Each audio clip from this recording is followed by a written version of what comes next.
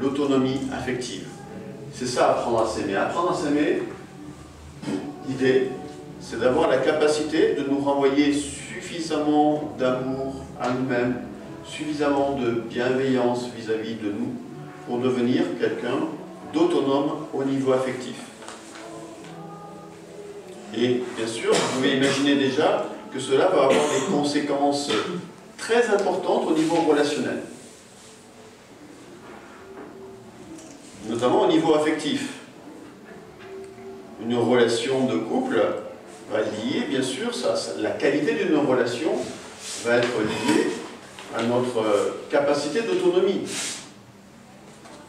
Si je suis dans la dépendance, si je ne suis pas capable de me renvoyer de l'amour à moi-même, si je ne suis pas capable d'exister tout seul, sans l'autre, effectivement, je vais rentrer dans une relation de dépendance.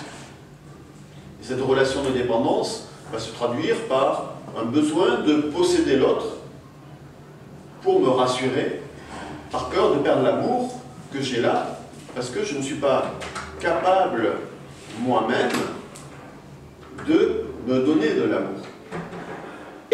Alors, attention, hein, il y a des relations, il y a des couples comme ceux-là qui vont bien, très bien, dans une forme de dépendance.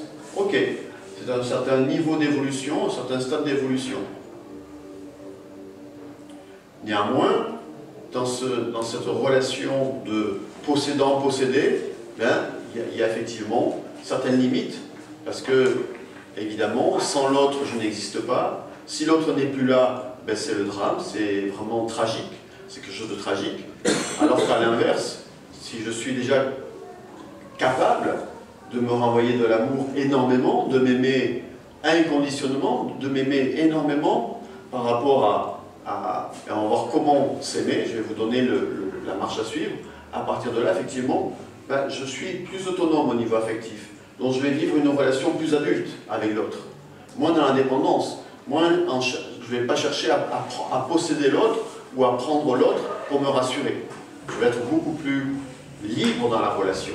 Ça change tout. Donc je vais vivre une relation beaucoup plus mature, beaucoup plus adulte. Et pas rentrer dans des jeux de pouvoir. Des jeux de dépendance, vous voyez? Donc ça a des conséquences à beaucoup de niveaux.